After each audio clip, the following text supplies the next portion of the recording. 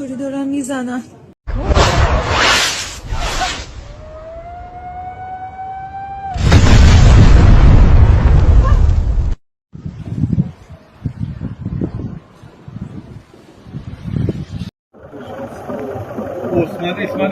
Смотри, идет сюда. Офигеть, сейчас.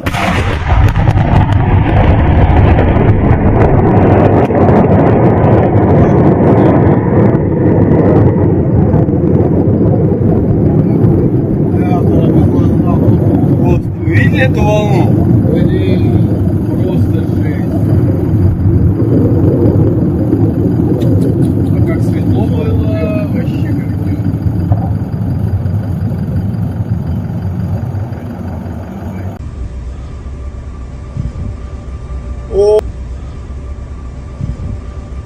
Oo, gemiyi vuruyorlar. شهرانو زدن.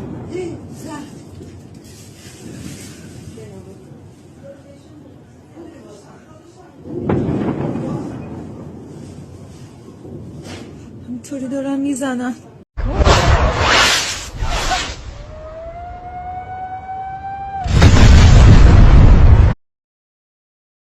Breaking news చూస్తున్నాం. Iran Israel యుద్ధ పరిస్థితులు నెలకొన్న వేళ ఇరాన్కి మరో బిగ్ షాకింగ్ న్యూస్ తగిలిందనే చెప్పుకోవాలి. అణు కేంద్రాలే టార్గెట్గా అమెరికా దాడులు చేసింది. ఇరాన్పై ఒక్కసారిగా విరుచుకుపడింది. అయితే దీనిని అయితే ట్రంపే స్వయంగా తన ట్విట్టర్ ద్వారా అధికారికంగా ప్రకటించాడు. అయితే ఇరాన్కి ఇది మరో భారీ బిగ్ షాక్ అని చెప్పుకోవాలి. అణు కేంద్రాలను టార్గెట్ చేస్తూ కూడా అమెరికా అయితే దాడులకు పాల్పడింది. అత్యంత పెద్దదైన ఫోర్డో అణు కేంద్రం పైన అమెరికా దాడి చేసింది. దానికి సంబంధించిన విజువల్స్ కూడా మనం చూడొచ్చు. అసలు ఫోర్డో అణు కేంద్రం అంటేనే ఎంత పెద్దది అనేది కూడా చెప్పుకోవచ్చు. సో దాన్ని పతనం చేసే శక్తి కేవలం అమెరికాకి మాత్రమే ఉందని చెప్పుకోవాలి. ఎట్టుకేలకు దానిని సైతం అమెరికా అయితే నాశనం చేసింది.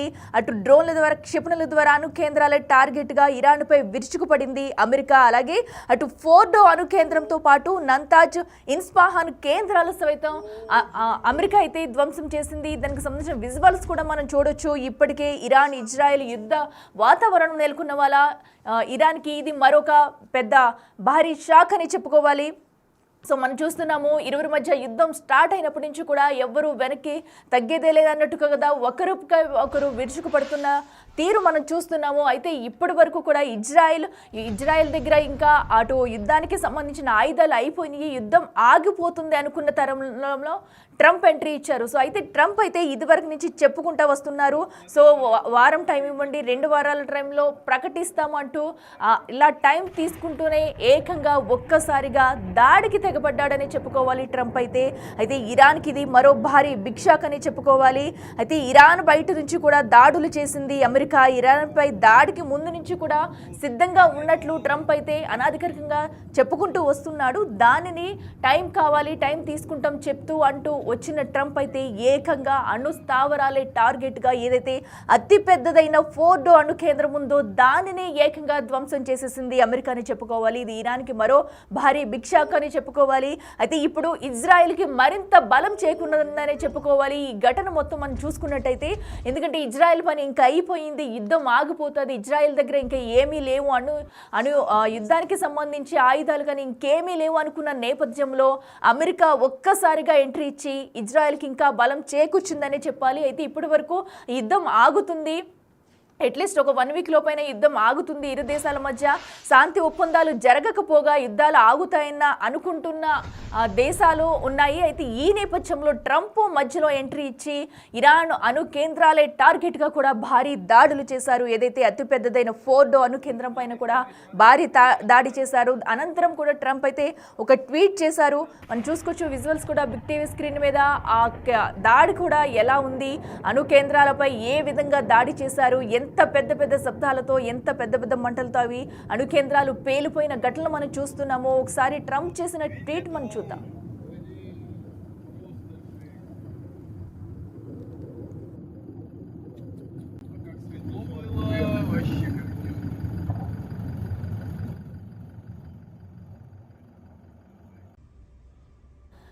ఎస్ మనం అటు ట్రంప్ చేసిన ట్వీట్ చూస్తున్నాం. We have completed our very successful attack on the 3 nuclear sites in Iran. అంటే ఇరాన్ పై కూడా దాడి చేసినట్టు అధికారికంగా ట్రంప్ అయితే ప్రకటించిన ఆ ట్వీట్ మనం బిగ్ టీవీ స్క్రీన్ మీద చూస్తున్నాము. సో ఇంక్లూడింగ్ ఫోర్డో, నటాంజ్, అలాగే ఇస్ఫహాన్ కేంద్రాలు సైతం ధ్వంసం చేసినట్టు కూడా ట్రంప్ అయితే ఆ ట్వీట్లో పేర్కొన్నారు.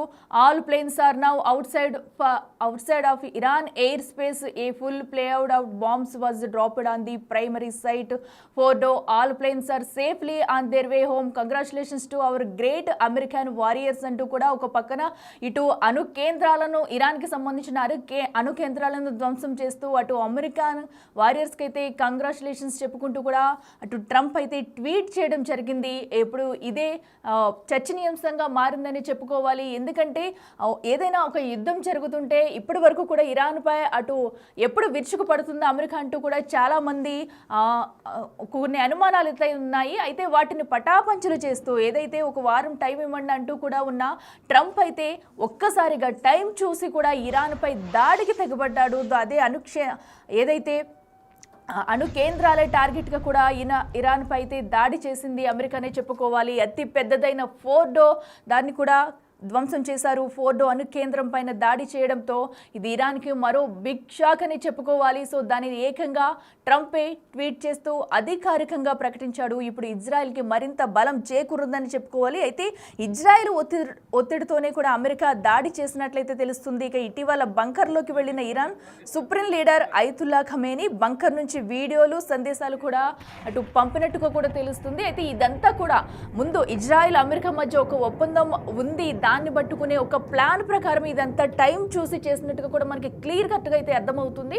సో మనం యుద్ధం జరుగుతున్నప్పటి నుంచి కూడా అటు ఇరాన్ ఇజ్రాయెల్ మధ్య నుంచి యుద్ధం జరుగుతున్నప్పటి నుంచి కూడా సో ఇద్దరు శాంతి ఒప్పందాలకు రావాలని ఇరు దేశాలు చెప్పకపోయినా కూడా కొన్ని దేశాలు ప్రయత్నించినప్పటికీ కూడా అవైతే ఫలించలేదు. అయితే ఎట్టకేలకు ట్రంప్ అయితే ఈ రోజు ఇరాన్కైతే మరొక బిగ్ షాక్ ఇచ్చారని చెప్పుకోవాలి. దీంతో ఇజ్రాయెల్ బలం మరింత పెరిగిందని చెప్పుకోవాలి. మనం చూస్తున్నాము ఒక్కసారిగా ఇప్పుడే ఇరాన్ అయితే ఉక్కిరి బిక్కిరి అవుతున్న నేపథ్యంలో ట్రంప్ ఈ యుద్ధం మధ్యంలోకి దిగి ఇంకా ఇజ్రాయెల్కి మరింత బలం చేకూర్చనే చెప్పుకోవాలి. అయితే ఖమేనీని అంతం చేస్తామని ఇజ్రాయెల్ శపథం చేసింది. అయితే ఇప్పుడు అమెరికా కూడా రావడంతో ఇజ్రాయెల్కి అయితే మరింత బలం వచ్చిందనే చెప్పాలి. అయితే ఇరాన్కు రష్యా, చైనా, నార్త్ కొరియా ఏ రకంగా మద్దతు ఇస్తాయనే ఉత్కంఠ అయితే పెరిగింది. ఒక పక్కన అయితే ఇప్పుడు ఇరాన్కి అయితే ఏదో ఒక దేశం ఇప్పుడు మద్దతు రావాలి, సో వస్తేనే కాస్త ఊపిరి పీల్చుకునే అవకాశం అయితే ఇరాన్కు ఉంటుంది. లేదంటే కనుక ఇరాన్ పరిస్థితి ఏంటనేది మనం కూడా ఊహించలేం. సో ఎందుకంటే అమెరికా మద్దతు ఉంటే కనుక ఇజ్రాయెల్ ఇంకా ఎక్కువ దాడులు చేసే అవకాశం కనిపిస్తుంది. మరో పక్కన అటు ఇజ్రాయెల్ దగ్గర అటు యుద్ధ పరికరాలు లేనప్పటికీ కూడా ఇటు అమెరికా నుంచి వచ్చే సపోర్ట్ వల్ల ఇజ్రాయెల్ ఇంకా రెచ్చిపోయే అవకాశం కనిపిస్తుంది. సో ఇది ఇరాన్కి ఇంకా మైనస్ అవుతుందని చెప్పుకోవాలి. మనం కీలకంగా మనం చూసుకున్నట్టయితే అటు యుద్ధం జరుగుతున్నప్పటి నుంచి ఈ రోజు వరకు మనం చూస్తున్నాము ఇరాన్పై ఏ విధంగా దాడులు చేసుకుంటున్నారు, ఒకరిపై ఒకరు అనేది కూడా చూసాము. బట్ ఇప్పుడు ఇజ్రాయెల్ పని ఇంకా అయిపోయింది అనుకున్న నేపథ్యంలో ట్రంప్ ఎంట్రీ ఇచ్చారు. ఈ ట్రంప్ ఎంట్రీతో ఈ యుద్ధ వాతావరణం ఎక్కడి వరకు వెళ్తుంది, ఇరు దేశాలు ఇక శాంతి ఒప్పందాలకు వస్తాయా లేదా ట్రంప్ కలుగజేసుకుని అసలు ట్రంప్ వేరియేషన్ ఇప్పుడు ఎలా ఉండబోతుంది, ట్రంప్ దారి ఎటు ఏం చేస్తారు అనేది కూడా ప్రస్తుతం అయితే ఉత్కంఠంగా మారింది. ఇప్పుడు మనం అయితే ఒకసారి ఆ విజువల్స్ కూడా చూస్తున్నాము. ఆ దాడికి సంబంధించిన విజువల్స్ ఏదైతే అతిపెద్దదైన ఫోర్డో అణు కేంద్రం పైన ట్రంప్ గురి పెట్టి మరి దాడి చేశారు. సో ఏదంటే మనకి అమెరికా దగ్గర ఉన్న అణ్వాయుధాల గురించి అయితే తెలిసింది. అయితే ఫోర్డో అంత పెద్ద కేంద్రాన్ని నాశనం చేయాలంటే కనుక పెద్ద పెద్ద క్షిపణులు అవసరం ఉంటుంది. సో అలాంటి వాటినే కీలకంగా ప్రయోగించింది అమెరికా. చాలా చాకచక్యంగా ఇజ్రాయెల్ దగ్గర యుద్ధ పరికరాలు అయిపోతున్నాయి అనుకునే సమయంలో అమెరికా ఎంట్రీ ఇచ్చి చాలా కీలకంగా వ్యవహరిస్తూ ఇరాన్పై అయితే విరుచుకుపడింది. 3 కీలకమైన అణు కేంద్రాలపై టార్గెట్ చేస్తూ 3 అణు కేంద్రాలను అయితే ధ్వంసం చేసిందని చెప్పుకోవాలి. రైట్గా ఇదే అంశానికి సంబంధించి మరింత సమాచారం మా ప్రతినిధి శివ అందిస్తారు. శివ చెప్పండి, ఇది ఇరాన్కి మరొక భారీ బిగ్ షాక్ అని చెప్పుకోవాలి. ట్రంప్ ఎంట్రీతో ఇప్పుడు అసలు అక్కడ యుద్ధ వాతావరణం ఎలా ఉంటుందనుకోవచ్చు? రైట్ అఖిల, ఇరాన్ ఇజ్రాయెల్ మధ్య గత కొన్ని రోజులుగా యుద్ధం కొనసాగుతుంది. యుద్ధం కూడా తీవ్ర పొందాల్సింది.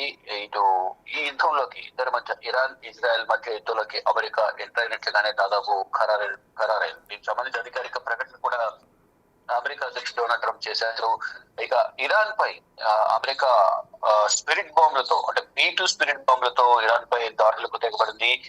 మరీ ముఖ్యంగా అణు కేంద్రాల టార్గెట్ గా అమెరికా దాడులు చేస్తుంది. కీలకమైన అత్యంత పెద్దదైన ఫోర్డో అణు కేంద్రం పైన అమెరికా దాడి చేసింది. దీనితో పాటు మరో 2 అణు కేంద్రాలపై కూడా దాడి చేసింది. నతాంజ్, ఇస్ఫహాన్ కేంద్రాలు సైతం అమెరికా ధ్వంసం చేసినట్టుగానే అర్థమవుతోంది. ఇక స్వయంగా దీనికి సంబంధించి దాడికి సంబంధించి కానీ ఈ న్యూక్లియర్ కేంద్రాలు ఏవైతే ఉన్నాయో వాటిపైన దాడి చేసినట్లుగా అమెరికా అధ్యక్షుడు డొనాల్డ్ ట్రంప్ అధికారికంగా తన ట్విట్టర్ ఖాతా ద్వారా ప్రకటించారు. దాడులు కూడా సక్సెస్ అయ్యాయి, విజయం సాధించామనే వ్యాఖ్యలను కూడా ట్విట్టర్ ద్వారా చేసినట్లుగానే మనకు అర్థమవుతుంది. ఇక ఇరాన్ బయట నుంచే అమెరికా దాడులకు దిగింది. ఇరాన్ పై దాడికి ముందు నుంచి ఈ అమెరికా సిద్ధంగా ఉన్నట్లు తెలుస్తుంది. ఎప్పుడైతే ఇరాన్ ఇజ్రాయెల్ మధ్య యుద్ధం కొనసాగుతుందో అప్పటి నుంచి కూడా ఇజ్రాయెల్ కు అనుకూలంగా ఉంటూ ఇజ్రాయెల్ వెనుక అమెరికా ఉంది. ఈ నేపథ్యంలోనే ఇజ్రాయెల్ కూడా దాడి చేయగలుగుతుంది అనేది అందరూ కూడా భావించారు. దానికి అనుగుణంగానే గత కొన్ని రోజుల నుంచి కూడా ఇరాన్ పై దాడి చేసేందుకు అమెరికా అన్ని విధాలా సన్నద్ధంగా ఉంది. దాన్ని ఈ నేపథ్యంలోనే 2 వారాల్లో దీనిపై ఒక నిర్ణయం తీసుకుంటామని చెప్పినప్పటికీ కూడా ఈలోపై దాడి చేసినట్లు కూడా తెలుస్తోంది. అంటే 2 వారాల్లో దీనికి సంబంధించి ఒక నిర్ణయం తీసుకుంటాం, ఇప్పుడు శాంతికి టైం వచ్చిందని కూడా ట్రంప్ వ్యాఖ్యలు చేశారు. ఇరాన్ పై దాడికి ముందు నుంచి సిద్ధంగా ఉంది, ఇప్పుడు శాంతి చర్చలు అవసరం కాబట్టి దీనిపై త్వరలోనే నిర్ణయం తీసుకుంటామంటూ కూడా ట్రంప్ చెప్పారు. కానీ ఈ 2 వారాల లోపల నిర్ణయం తీసుకొని తెలిపినప్పటికీ కూడా ఈ లోపే దాడి చేసింది అమెరికా సైన్యం అనేది అంటే ముందుగానే వారు వ్యూహాత్మకంగా వ్యవహరించారని కూడా దీన్ని బట్టి అర్థమవుతుంది. ఇజ్రాయెల్ ఒత్తిడితోనే అమెరికా దాడి చేసినట్టుగా కూడా తెలుస్తోంది. ఇటీవల ఇటు ఇరాన్ కు సంబంధించిన సుప్రీం లీడర్ అయతొల్లా ఖమేని కూడా బంకర్ లోకి వెళ్ళిపోయారు. అక్కడికి వెళ్ళిన తర్వాత బంకర్ నుంచే ఆయన వీడియోలు సందేశాలు పంపారు. అంటే కొంత ప్రచారం అయితే జరిగింది. గత వారంలో అయతొల్లా ఖమేని అంటే ఇరాన్ సుప్రీం లీడర్ చనిపోయారు, ఇజ్రాయెల్ దాడులని కొంత ప్రచారం జరిగింది. దాన్ని ఖండిస్తూ కూడా ఆయన బంకర్ లోకి వెళ్లి కొన్ని వీడియోస్ సందేశాలు కూడా పంపించిన పరిస్థితి కనిపిస్తుంది. తర్వాత ఇప్పుడు ఏదైతే ఇరాన్ పై అమెరికా దాడి చేసిన నేపథ్యంలో దీనికి ఇజ్రాయెల్ కు మరింత బలం చేకూరినట్లుగానే ప్రధానంగా అర్థమవుతుంది. ఇప్పుడు ఈ ఇరాన్ కు ఎవరు సపోర్ట్ చేయబోతున్నారు, ఎవరైతే ఇటు రష్యా గాని, చైనా, నార్త్ కొరియా ఈ 3 దేశాలు ఏ రకంగా ఇరాన్ కు మద్దతు ఇస్తాయి అనే దానిపై మాత్రం ఉత్కంఠ కొనసాగుతోంది. కానీ ఇటీవల జరిగిన G7 సమ్మిట్ లో మాత్రం అన్ని దేశాలు కూడా ఇజ్రాయెల్ కి మద్దతుగా ఉంటున్నట్లు కూడా వారందరూ కూడా ప్రకటించారు. ప్రధానంగా ఏదైతే న్యూక్లియర్ కేంద్రాలు ఏవైతే ఇరాన్ దగ్గర ఉన్నాయో ఇరాన్ ఒక టెర్రరిజాన్ని పెంచి పోషిస్తుంది, ఉగ్రవాదాన్ని పెంచి పోషిస్తుంది.